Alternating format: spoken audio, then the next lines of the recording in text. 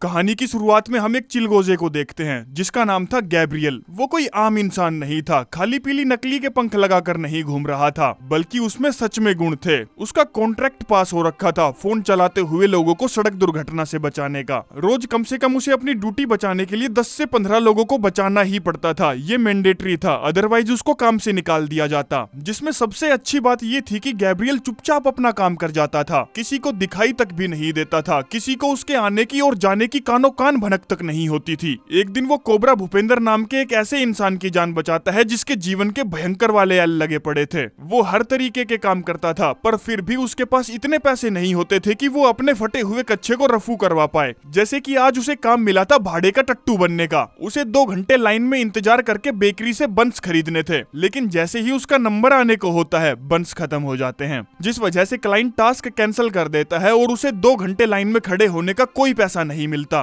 फिर वो किसी के घर पर कपड़े धोने का टास्क करने जाता है, जहां एक बच्चा उससे कुछ सवाल पूछता है तो वो उसे ऊट पटांग जवाब देता है, जिसके चलते गलत शिक्षा देने के लिए उसे सिर्फ 2 स्टार दिए जाते हैं। आगे वो किसी की टेबल जोड़ने जाता है और वहां भी उसे चिंदी बराबर ही पैसे मिलते हैं। फिर वो पार्ट टाइम जॉब करने किसी हार्डवेयर शॉप पर जाता है और रात को बेकार सा फास्ट फूड खाकर अपनी गाड़ी में ही सो जाता है। जो सब आज पूरे दिन भर से अपना कबूतर गैब्रियल देख रहा था। अगले दिन सारे झंड फकीर चिलगोजे चिड़िया कबूतरों की मीटिंग होती है, जिसमें ये हातिम ताई की तलवार सुनामी और मॉनसून की एंजल थी। यह है अलबेला अचानक, जो लोगों को गलती से गिरने से बचाता है। यह है जॉनी डीजे वाला, जो लोगों को म्यूजिकल इंस्पिरेशन देता है। फिर है ये टिंकू तिरछी, मिस्ट्री और थ्रिल की एंजल। इसी ने अब तक पिरामिड का रहस्य बनाकर रखा हुआ है। यह है अकाल अखिलेश, जो लोगों को एवलांच से बर्फ के नीचे दबकर मरने से बचाता है। यह है तरुण ट्रांसजेंडर, जो लोगों को मीठा गुड बॉय बनाता है। फिर है ये चीचा, भटकी हुई आत्माओं को रास्ता दिखाने वाला। वहीं एक मार्था नाम की बुढ़िया थी, जो उन सब कबूतरों की मैनेजर थी। गैब्रियल उसको पकड़ता है और कहता है, यार मैं फोन चलाते हुए लोगों की एक्सीडेंट में जान बचा बचा कर थक चुका हूँ।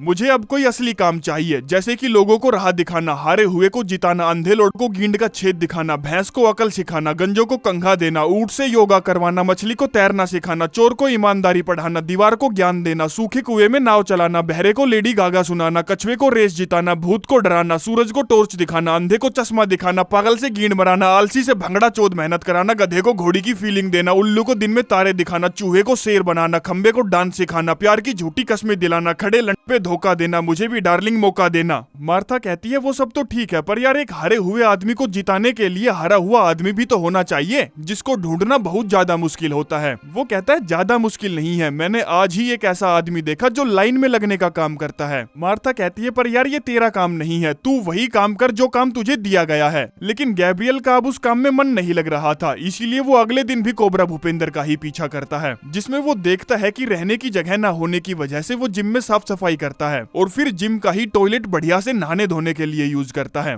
आगे जैसे ही वो अपनी खटारा सी कार लेकर चलता है, उसे गैराज ऑर्गेनाइज करने का टास्क मिलता है, जिस टास्क को पूरा करने के लिए वो एक आलीशान घर पर पहुंचता है, जो घर था सेठ रोगन का, जिसके पास एक से एक मस्त कार थी, पर उनमें से कुछ तो उसने आज तक चलाई भी नहीं थी। खैर वो कोबरा भूपेंद्र को साफ सफाई करता हुआ छोड़कर आइस बात लेने चला जाता है और कुछ ही देर में कोबरा भूपेंद्र उसकी गैराज को एकदम चकाचक वाला चमका देता है। सेठ रोगन उसे 5 स्टार की रेटिंग देता है और उसे अपना असिस्टेंट बना लेता है, पर पहले 1 हफ्ते की ट्रेनिंग लेता है कि कोबरा भूपेंद्र उसके लायक है या नहीं। परंतु वो अपनी काबिलियत बहुत अच्छे से साबित करता है। पार्टी के लिए डिस्को अरेंज करता है, मीटिंग अरेंज करता है, खाने पीने की चीजें देखता है, कब कहाँ जाना है, ये सारे काम वो बहुत अच्छे से कर लेता है, जिससे सेठ रोगन इंप्रेस हो जाता है तो उसे असिस्टेंट की परमानेंट नौकरी दे देता है। कहता है, ये मेरा कंपनी का क्रेडिट कार्ड पकड़ मेरे छोटे मोटे खर्चों के लिए। कोबरा भूपेंद्र पूछता है, भाई ये तो बता तू करता क्या है, इतना बड़ा आलीशान घर है तेरा। वो कहता है, पहले मैं मोबाइल टावर के खंबे खड़े करता था, फिर मैंने टेक कंपनी में पैसे लगा दिए और बस अपनी निकल पड़ी। अब कोबरा भूपेंद्र की सरकारी ट्रेन धीरे धीरे पटरी पर आ रही थी, इसलिए वो आज गाड़ी में सोने की बजाय कमरा लेकर सोने का फैसला करता है। अगले पूरे दिन वो काम करता है और आज सेठ रोगन से जल्दी काम से जाने के लिए पूछता है, क्योंकि उसे एलिना नाम की लड़की के साथ डेट पर जाना था। सेठ रोगन पूछता है, डेट पर जाएगा, कौन सी जगह जाएगा? कोबरा ने कहा, किसी ठेले से ऐसे ही चाउमीन बर्गर बड़ा पाव खा लेंगे, बस यही है हम गरीबों की डेट। सेठ पूछता है, तुम दोनों मिले कैसे थे? उसने बताया, वही बड़े पाव के ठेले पर। सेठ बोला, अबे यार तू कैसा झंडू है, ठेले पर ही पेलेगा क्या उसको? मैं जो जगह बता रहा हूँ तू उसे वहाँ ले जाना, ज्यादा महंगी नहीं है, पसंद आएगी उसे। और उसे अपनी एक जैकेट भी देता है जिसको वो कभी नहीं पहनता था। आगे कोबरा भूपेंद्र एलिना के साथ सेठ की बताई हुई जगह पर जाता है, जहाँ वो सबसे सस्ते से सस्ता खाना मंगाता है तो भी वो उसे बहुत महंगा लगता है। काफी देर बातचीत करने के बाद वो बस एक मामूली सी डिश मंगाते हैं, जिसका जब बिल भरने की बारी आती है तब उसकी फट के हाथ में आ जाती है, क्योंकि उतने तो उसकी जेब में पैसे भी नहीं थे। इसीलिए उसने बिल की पेमेंट करने के लिए वो क्रेडिट कार्ड यूज कर लिया जो उसे सेठ ने दिया था, जिसका परिणाम उसे अगले दिन भुगतना पड़ा। सेठ कहता है, तूने मेरे कार्ड से अपने डिनर का बिल भरा, देख तूने ये गलत किया, मैं तुझे काम से निकालता हूँ, अब हम साथ में और काम नहीं कर सकते। भूपेंद्र कहता है, पर यार वो रेस्टोरेंट तूने ही तो बताया था, मैं पैसे तुझे दे दूंगा, पेमेंट करवा दूंगा, लेकिन सेठ नहीं मानता। कोबरा भूपेंद्र को अपना बोरिया बिस्तर पैक करके वहाँ से जाना पड़ता है। वो अपने फोन पर टास्क चेक करता है तो पाता है उसके लिए भीड़चो आज तो ऐप पर भी कोई काम नहीं आया। इसीलिए वो चंद 4 कौड़ी कमाने के लिए अपना प्लाज्मा डोनेट करने चला जाता है, जिससे उसकी तबीयत भी बेकार हो जाती है। अब उसे भूख भी लगी थी और 4 पैसे भी उसने प्लाज्मा डोनेट करके कमा लिए थे, तो वो एक रेस्टोरेंट में गया और वहाँ से जैसे ही बाहर आकर देखा तो पाया कि उसकी गाड़ी ठुल्ले उठा ले गए। जो सब ये हंस का बच्चा गैब्रियल हमेशा की तरह दूर से खड़ा देख रहा था, परंतु अब पानी झाटों के ऊपर जा चुका था, इसीलिए वो अपनी नौकरी दांव पर लगाकर जैसे ही उसे छूता है, कोबरा भूपेंद्र उसे देखने लगता है।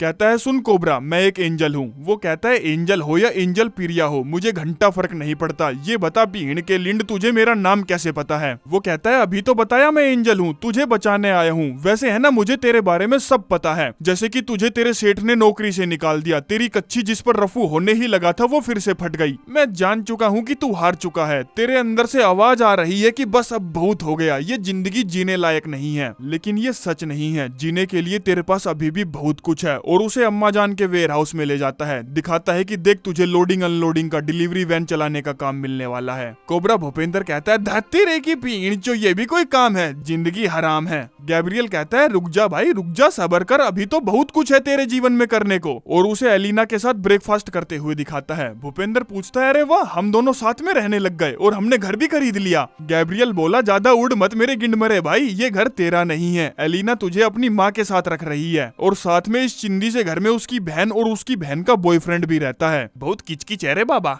भूपेंद्र कहता है, हट लोडू पक्षी राजन, इससे अच्छा तो मैं गाड़ी में ही बजा खा लेता, वो ज्यादा अच्छा था। गैब्रियल कहता है, नहीं यार तू इतना नेगेटिव क्यों है, तुम दोनों को एक परमानेंट बढ़िया नौकरी मिलने वाली है, जिससे तुमने झाट गुना 12 गज का मकान खरीदा, जिस मकान को खरीदने से तुम्हारे पिछवाड़े फट गए, और फिर तुम्हारा कुत्ता बीमार हो गया तो उसकी बीमारी काटने के भी तुम्हारे पास पैसे नहीं थे, इसीलिए तुमने उसको दुखदायक मौत से बचाने के लिए जहर का इंजेक्शन चढ़ा दिया। चल अब मैं तुझे वापस लेकर चलता हूँ, तो बता कैसा लगा तुझे, सब कुछ बढ़िया था ना? कोबरा भूपेंद्र कहता है, ओ गिंडी मरी चील के मूत, इस सब के लिए जिंदा रहूं क्या मैं? माना कि जितना मेरे पास है उतना भी लोगों के पास नहीं है, पर यार हद होती है, मैं अपनी पूरी जिंदगी घिसवा रहा हूँ, फिर भी अपने कच्चे में इलास्टिक नहीं डलवा पा रहा हूँ। गैब्रियल कहता है, देख भाई मैं सच बताऊं ना, मैं तेरे को यहाँ अकल देने अपनी नौकरी दाव पर रख कर आया हूँ। देख तू मेरे पंख मुर्गे के जैसे छोटे छोटे हैं, जिसका मतलब ये है कि मेरा दर्जा, मेरा डेजिग्नेशन छोटा है, मैं छोटा काम करता हूँ, फोन चलाते हुए लोगों को एक्सीडेंट से बचाता हूँ। कोबरा भूपेंद्र कहता है, एक मिनट थांबा कबूतरा, तू ये कहना चाहता है कि मुझे बचाने वाला फरिश्ता भी साला लो बजट का है? वो कहता है, हाँ तू ऐसा बोल सकता है, पर यार मैं सब कुछ दाव पर रखकर तुझे उम्मीद देने आया हूँ, तुझे ये दिखाने आया हूँ कि तेरी जिंदगी में बहुत कुछ है,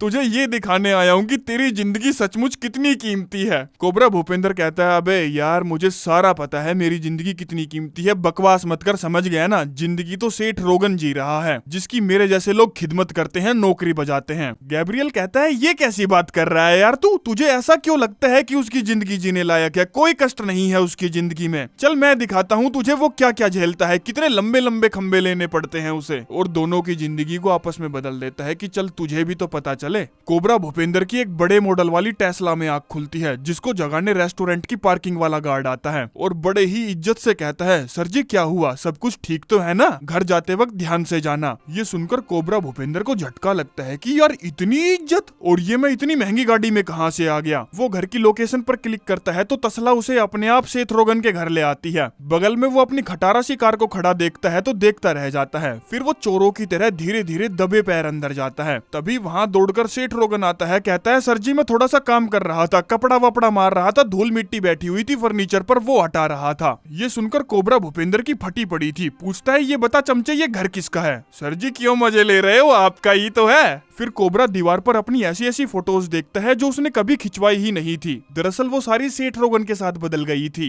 गैब्रियल कहता है क्यों फटकर मुट्ठी में आ गई ना, तू दौलत और शोहरत चाहता था तो मुबारक हो, तुझे मैंने सब दे दिया। आसपास नजर दौड़ा, खुद देख ले सेठ रोगन की जिंदगी कितनी आसान है कितनी नहीं। मैं एक हफ्ते बाद तुझसे मिलने आऊंगा, फिर बात करेंगे इस बारे में। तब तक तू ही रहेगा, जैसा तू है वैसा ही रहेगा, पर बाकी की सारी चीजें तुझे सेठ रोगन की मिलेगी, अच्छी भी और बुरी भी। उसके बाद कोबरा सेठ रोगन से वो सारी चमचागिरी करवाता है जो कभी उसको करनी पड़ती थी। कहता है सर जी आपकी आधे घंटे बाद मीटिंग है। वो कहता है यार मुझे उसकी मीटिंग में जाना पड़ेगा, मुझे उसके काम के बारे में कुछ पता ही नहीं है। गैब्रियल कहता है अब करना तो पड़ेगा ही, तभी तो पता चलेगा कितना आसान है कितना मुश्किल। जो मीटिंग कम खाने की टेबल ज्यादा थी, वहाँ पहले वो खाने पर बातें करते हैं, फिर नेक्स्ट वीकेंड होने वाले इवेंट के प्रपोजल की बात शुरू होती है, जिसमें कोबरा जिसने प्रपोजल देखा भी नहीं था कह देता है कि हाँ मुझे ठीक लगा, और बस इतने में ही वो मीटिंग पूरी भी हो जाती है। गैब्रियल को लग रहा था कि ये मीटिंग खराब हो जाएगी, लेकिन ऐसा नहीं होता, बल्कि मीटिंग सक्सेसफुल रहती है। और जब लंच के पैसे देने की बारी आती है तब वो कंपनी के नाम पर बिल फड़वा देते हैं कि मीटिंग के पैसे हम क्यों दे, कंपनी अपने आप देखेगी। इसके बाद कोबरा घर पहुंचता है तो वहाँ पर पूल साफ करने वाला आया हुआ था। कहता है सर जी पूल का हीटर खराब हो चुका है जिसके $30,000 लगेंगे और $5,000 उस हीटर को इंस्टॉल करने में लगेंगे, तो बताओ कर दूं क्या। वो कहता है इसमें पूछने की क्या बात है, कर दे,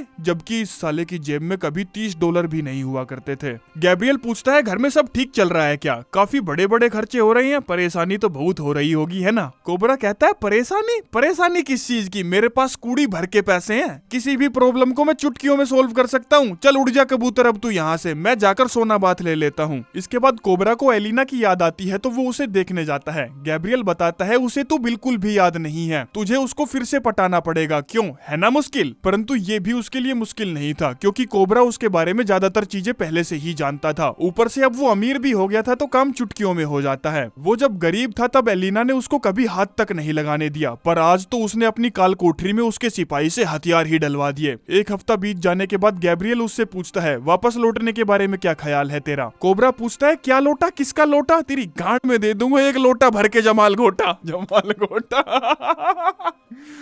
राम। वो कहता है साले तुझे अपनी पुरानी जिंदगी की खासियत दिखाई नहीं दी क्या, तुझे दिखाई नहीं दिया क्या ये चकाचौंध वाली जिंदगी कितनी खोखली और नकली है। कोबरा कहता है नहीं तो कितनी मस्त जिंदगी है, पागल वागल हो गया क्या तू, मैं अपनी खचाड़ा गाड़ी में सोता था, अब इस बड़े आलीशान घर में रह रहा हूँ, जो चाहे ले सकता हूँ, जो चाहे करवा सकता हूँ, जिसकी चाहे बजा सकता हूँ, कहे तो तेरी बजा दूं। ये सुनकर गैब्रियल को जिल्लत सी महसूस होती है कि यार मैंने गड़बड़ कर दी, किस बेवकूफ को मैंने जिंदगी की हकीकत दिखाने के लिए चुन लिया। कहता है बहुत हो गया तेरा, चल अब वापस अपनी जिंदगी में चल, तुझे हकीकत दिखानी थी जो तूने देखी ही नहीं। ये सुनकर कोबरा की फट जाती है, कहता है यार अब सब खत्म हो जाएगा क्या, तू मुझे वापस फेंक देगा क्या। जिस पर गैब्रियल जो पक्का वाला चील की चूत का मुंह था उसे पूरा सच बक देता है कि मैं तेरे को जबरदस्ती वापस तेरी पुरानी जिंदगी में नहीं भेज सकता, जब तू चाहेगा तभी वो संभव हो पाएगा। वो कहता है ठीक है फिर तो मैं क्यों ही कहूंगा मुझे मेरी गांडू जिंदगी में वापस भेजने के लिए। अब गैब्रियल कुछ नहीं कर सकता था, इसीलिए वो ये बात जाकर अपनी मैनेजर मार्था को बताता है तो वो उसकी घीण पर लात मारती है कि भीड़ के लिंड तूने ये क्या कर दिया, तुझे पता है ना तू लोगों से बात नहीं कर सकता, ना ही उन्हें दिख सकता है। वो कहता है हाँ मैं ये जानता हूँ, पर यार वो आदमी है ना अपनी उम्मीदें हार गया था, मैं उसे दिखाना चाहता था कि पैसे से सारी खुशियां नहीं खरीदी जा सकती, पर साले ने पैसे से सारी खुशियां खरीद ली। मार्था उसे 2-4 गालियां और देती है, कहती है तुझे ये सारी दिक्कतें ठीक करनी होगी और तब तक मैं तुझसे ये झाड़ू मारने वाली पंख वापस लेती हूँ। अगले दिन घर पर कोबरा भूपेंद्र ने बढ़िया वाली पार्टी रखी हुई थी, जहाँ उसने सेठ रोगन को उसी के घर में कूड़ा उठाने के लिए रख रखा था। गैब्रियल वहाँ आता है तो कोबरा भूपेंद्र उससे बात करने जाता है, पूछता है भाई तेरे पंख कहाँ चले गए। वो बताता है भाई तेरी मदद करने के लिए उन्हें छीन लिया गया, बड़ी शर्म की बात है कि अब सभी लोग मुझे देख सकते हैं, मेरी शक्तियां चली गई। देख मैं तेरे से एक बात दिल से पूछना चाहता हूँ, ये बता क्या ये सेठ रोगन के साथ नाइंसाफी नहीं है। वो कहता है नाइंसाफी नहीं तो यार मैंने उसको नौकरी पर रख रखा है, उसके पास तो नौकरी भी नहीं थी, जानता है ना वो मेरी वाली जगह पर काम कर रहा है। तभी गैब्रियल सेठ को छूकर उसे उसकी याददाश्त वापस लौटा देता है, जो जब अपने हाथ में कचरा देखता है तो चौंक जाता है। कोबरा भूपेंद्र से पूछता है तूने मेरे कपड़े क्यों पहन रखे हैं, ये सब क्या चल रहा है यहाँ पर, और वहीं पर लंबा लौट जाता है। आगे उसे होश आता है तो वो कोबरा भूपेंद्र से कहता है कि मुझे नहीं पता था कि तू इतना परेशान है कि तुझे ऊपर से मदद लेनी पड़ेगी, पर अदला बदली कर ले मेरे भाई, मुझे मेरी जिंदगी वापस दे दे। वो कहता है अच्छा ऐसे ही वापस दे दूं और वापस अपनी गाड़ी में जीने लग जाऊं। सेठ कहता है देख अगर तू मुझे मेरी जिंदगी वापस दे देगा ना तो मैं तुझे 2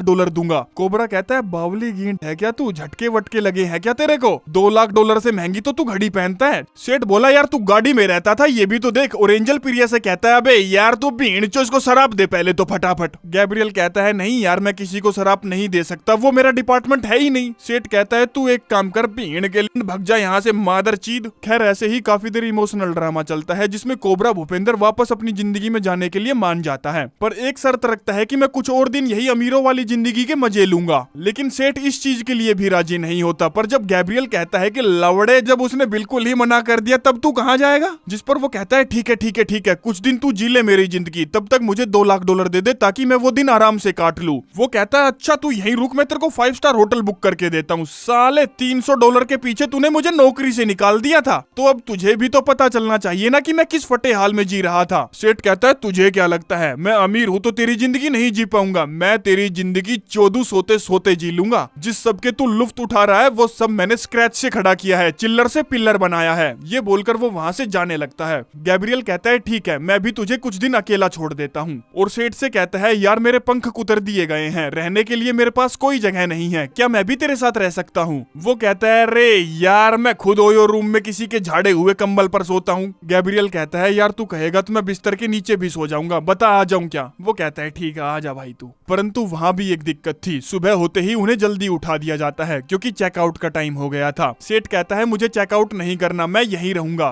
बुढ़िया कहती है ठीक है तो $125 लगेंगे। वो कहता है $125 तो नहीं है, शाम तक दे दूंगा। और कोबरा भूपेंद्र की तरह लाइन में लगने का काम करता है। फिर जैसे ही ऑर्डर लेकर निकलता है गाड़ी बैक करते वक्त ठोक देता है क्योंकि उसे कैमरा और सेंसर वाली गाड़ी चलाने की आदत थी। उसके बाद वो एक और ऑर्डर की डिलीवरी मारता है जिसमें उसे $1.5 की टिप मिलती है। फिर वो एक और ऑर्डर की डिलीवरी मारता है और उसके बाद फिर एक और ऑर्डर की डिलीवरी मारता है। इस तरह रात तक वो $130 इकट्ठा कर ही लेते हैं, जिसमें $125 तो सिर्फ रूम का भाड़ा था। परंतु यहाँ भी एक दिक्कत थी, ऐसे डिलीवरी करने वालों की हफ्ते के एंड में पेमेंट आती है, रोज की रोज उन्हें दिहाड़ी नहीं मिलती, जिसके चलते उन दोनों को कार में ही सोना पड़ता है। अगर दिन भर का पेट्रोल का खर्चा जोड़ लिया जाए तो उन्होंने कुछ भी कमाया नहीं था, उल्टा नुकसान ही किया था। इधर कोबरा भूपेंद्र अपनी रिच लाइफ के मजे ले रहा था। कहता है एलिना डार्लिंग इस हफ्ते पेरिस चले क्या, क्योंकि फिर कभी जाने का मौका मिले ना मिले पता नहीं। वो कहती है नहीं यार नहीं जा सकती, यूनियन का कुछ काम है। वो कहता है चलना है तो इसी हफ्ते चलना है वरना फिर कभी नहीं हो पाएगा। क्या बकवास है तुझे यहाँ रहकर यूनियन का काम देखना है। जो बात एलिना को खराब लगती है तो वो गुस्सा होकर वहाँ से चली जाती है क्योंकि सभी की जिंदगी में अपने अपने कामों की अपनी अहमियत होती है। जिस बात से कोबरा भूपेंद्र मायूस होकर गाड़ी लेकर चल पड़ता है, जिस दौरान वो फोन भी चला रहा था, इसीलिए उसका एक्सीडेंट हो जाता है क्योंकि बचाने के लिए गैब्रियल तो था नहीं, जिसका काम ही था कि लोगों को फोन चलाते हुए दुर्घटना से बचाना। कहता है सेठ रोगन उसका एक्सीडेंट हो गया, वो कोमा में है। ये सुनकर उसका दिमाग खराब हो जाता है कि भीड़ चो तेरी वजह से मेरी जिंदगी के एल लगे हैं, पता नहीं वो कोमा से कब निकलेगा, मैं ये जिंदगी और नहीं जी सकता। तू बाकी के चील कबूतरों से बात कर और ये सब ठीक कर। जिस बारे में वो अपनी मैनेजर से बात करने जाता है तो वो उससे उसकी बची कुची पावर छीनकर उसे इंसान बना देती है। कहता है मुझे पसीने आ रहे हैं, मुझे डीओ चाहिए, मेरे पेट में गुड़गुड़ हो रही है, क्या मुझे भूख लग रही है। और अगले ही सीन में बर्गर हाथ में लेकर बैठा होता है। पूछता है पता कैसे चलता है कि हमारा चबाकर हो गया, अब उसे पेट में नीचे लेकर जाना है, ये मेरे गले में फंस गया तो। सेठ कहता है अबे लोडू तू पहले इसको चबा तो सही, सारा काम अपने आप हो जाएगा। जिसे वो चबाता है तो कहता है यार इसका स्वाद तो बहुत ही गजब का है, मैंने तो ऐसा कभी कुछ महसूस ही नहीं किया। फिर वो चिकन नगेट खाता है तो कहता है ये तो बर्गर से भी अच्छा है। और जब शेक पीता है तो उसके मुंह से वाव निकलता है। कहता है यार मैं हजारों सालों से स्ट्रॉबेरी देखते हुए आ रहा हूँ पर मुझे नहीं पता था कि ये इतनी मस्त होती है। सेठ कहता है बे लोडू जो शेक तू पी रहा है वो चॉकलेट शेक है, स्ट्रॉबेरी नहीं। खैर पहले तो सिर्फ एक पेट भरने के लिए पैसे कमाने की जरूरत थी, अब 2 पेट हो गए थे, जिसके चलते सेठ रोगन अपनी उन सभी कंपनियों में इंटरव्यू देने जाता है जिनका वो मालिक था। उसे अपनी कंपनी की पूरी जानकारी थी तो उसे लगता था कि उसे नौकरी आसानी से मिल जाएगी, लेकिन उन्हें लगता है कि वो कोई हैकर है, इसीलिए उसे धक्के मारकर वहां से निकाल दिया जाता है। वो हजारों अलग अलग जॉब्स में अप्लाई करता है पर कहीं से कोई जवाब नहीं आता और इसी तरह से 3 हफ्ते गुजर जाते हैं, जिसमें अब गैब्रियल बर्तन घसने का काम करता है। 1 महीना काम करने के बाद उसे थोड़े से पैसों का चेक मिलता है क्योंकि बाकी के सारे पैसे तो काट लिए गए थे, फेडरल गवर्नमेंट के नाम पर, लोकल गवर्नमेंट के नाम पर, सिक्योरिटी के नाम पर, इंश्योरेंस के नाम पर, जो सब उसे दूसरा बर्तन साफ करने वाला पढ़कर बताता है। कहता है मैं खुद 3 नौकरियां कर रहा हूँ, तुझे भी और नौकरी करनी चाहिए। वो कहता है कहाँ से कर लूं मैं और नौकरी, पूरे दिन तो मैं यहाँ बर्तन घसता हूँ, इतने में तो मैं जी भी नहीं पाऊंगा। मुझे लगता था कि मैं नौकरी करके अपना पेट पाल लूंगा, कुछ शौक भी पाल लूंगा, सेविंग भी कर लूंगा। और यही हकीकत है बकरी का की। जो लोग सोचते हैं ना कि ये घंटे के वहाँ इतने डॉलर मिलते हैं, इंडियन रुपीज में कन्वर्ट करो तो इतने हो जाते हैं। अरे क्यों करे बहन के लीडो कन्वर्ट, खर्च भी क्या वहाँ इंडियन रुपीज में करते हो, डॉलर में ही खर्चते हो ना।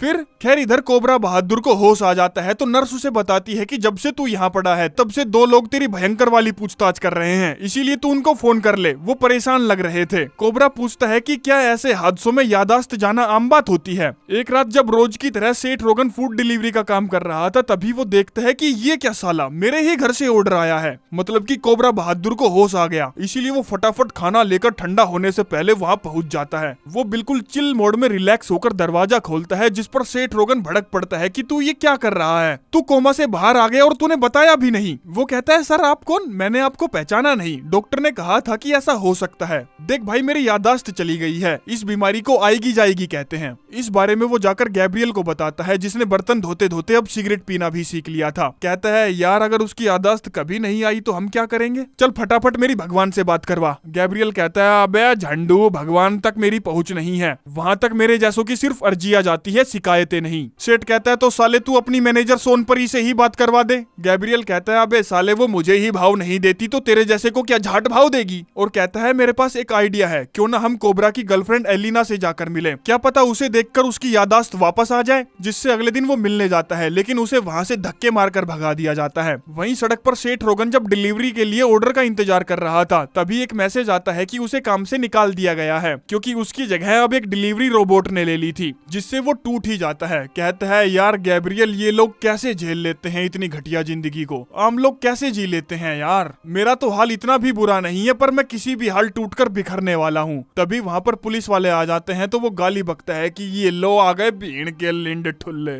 आज उसे समझ में आता है कि इन सालों को ठुल्ला क्यों बोलते हैं, क्योंकि एक तो गरीबी पिछवाड़े के रास्ते अंदर घुसने को हो रही है, ऊपर से ये तेल वाला डंडा और चढ़ा देते हैं। गैब्रियल बताता है जानता है कोबरा बहादुर के साथ भी यही हुआ था जब तूने उसे नौकरी से निकाल दिया था। ये सुनकर सेठ रोगन को बहुत बुरा लगता है, क्योंकि उसने सोचा भी नहीं था कि लोगों को इस हाल में भी जीना पड़ता है। खैर उन्हें पैसों की सख्त जरूरत थी, जिसमें उसकी नजर अपने हाथ पर बंधी 3rd कॉपी घड़ी पर पड़ती है और याद आता है कि उसके पास तो करोड़ों डॉलर की घड़ियां हैं, जिनको चुराने वो दोनों घर पहुंचते हैं तो देखते हैं वहाँ पार्टी चल रही है। सेठ छुप छुपाकर अपनी घड़ियां चुराने पहुंच गया था, जिसमें घड़ियां चुराकर वो वहाँ से निकल पाता उससे पहले ही कोबरा बहादुर वहाँ गन लेकर पहुंच जाता है और उस पर गोली चला देता है, जिसे जब वो उसके नाम से पुकारता है तो सेठ समझ जाता है कि इसकी कोई याददाश्त वगैरह नहीं गई थी। अस्पताल में वो उन दोनों से माफी मांगता है, कहता है यारो अब ये खेल ज्यादा लंबा चल चुका है, मुझे अब वापस लौटना चाहिए। गैब्रियल कहता है हाँ तुझे वापस तो लौटना चाहिए पर तू ऐसे नहीं लौटेगा, तू जब तक नहीं मानेगा कि तेरी पुरानी जिंदगी भी जीने लायक थी तब तक ये नहीं होगा। सेठ कहता है यार मुझे तो लगता था कि इसका बोलना ही काफी होगा, पर ये नहीं पता था कि उसे नाली वाली जिंदगी में खुशी से जाना होगा तभी एक्सचेंज हो पाएगा। ये कहाँ फंसा दिया गिंडू गैब्रियल तूने हमें। कोबरा बहादुर कहता है क्यों ना तब तक तुम मेरे घर चलो, मतलब कि सेठ के घर चलो। गैब्रियल पूछता है मैं भी चलूं क्या यार, और इस बार तीनों अमीरों वाली लाइफ के साथ में दबाकर मजे लेते हैं। सब ऐसे ही चलता रहता है, रात को वो क्लब जाते हैं, दिन भर पूल में पड़े रहते हैं। एक समय जब गैब्रियल उदास बैठा था तब वो कहता है यार सारी गड़बड़ मैंने ही की है, मैं बहुत बेकार एंजल हूँ। कोबरा बहादुर कहता है नहीं यार तू बेकार नहीं है, तू सबसे बेस्ट है, तूने मुझे जिंदगी जीने का मकसद सिखा दिया। मैं जानता हूँ मेरी जिंदगी बुरी थी पर मैं एक ट्राई उसे और देना चाहता हूँ, क्या पता इस बार मैं कुछ अच्छा करके दिखा दूं। जिस पर गैब्रियल उसके कंधे पर हाथ रखता है और इस बार मामला पलट जाता है। सेठ अपनी कामयाब जिंदगी में पहुंच जाता है और कोबरा बहादुर अपनी बर्बाद जिंदगी में, बिल्कुल वहीं जहाँ से ठुल्ले उसकी गाड़ी उठा कर लेकर गए थे। वो अपनी गाड़ी छुड़वाने जाता है तो पाता है गाड़ी पर जो भी चालान थे सेठ रोगन ने उनका भुगतान कर दिया है। जो अगले दिन अपनी कंपनी की बोर्ड मेंबर मीटिंग बुलाता है और कहता है हमें अपने डिलीवरी मेंबर्स को और अच्छे से ट्रीट करना होगा, साथ में एआई और फालतू के रोबोट हटाने होंगे, डिलीवरी बॉयज का इंसेंटिव भी बढ़ाना होगा ताकि वो सिर्फ एक ही नौकरी करके अपना घर चला सके, उन्हें 3-3 नौकरी ना करनी पड़े। और अगर तुम में से ये किसी को पसंद नहीं है तो इस कंपनी के मेजोरिटी शेयर मेरे पास है, चुपचाप उठो, अपना बोरिया बिस्तर बांधकर निकल लो यहाँ से। वहीं दूसरी तरफ अब कोबरा बहादुर को वही अमेजोन वाली नौकरी मिलती है जिसको वो छोड़ देता है और अपने डॉक्यूमेंट्री बनाने वाले पैशन को फॉलो करता है, जिससे वो ज्यादा अच्छी तो नहीं पर काम चलाऊ जिंदगी अब जीने लगा था, जिससे वो खुश था क्योंकि पेट में भरपेट खाना था और मुंह पर स्माइल के लिए उसकी गर्लफ्रेंड उसके साथ थी। गैब्रियल को भी अपनी लोगों की एक्सीडेंट से जान बचाने वाली नौकरी वापस मिल गई थी, पर उसने खाना खाना अभी भी नहीं छोड़ा था। इसी के साथ ये कहानी यहीं पर समाप्त हो जाती है।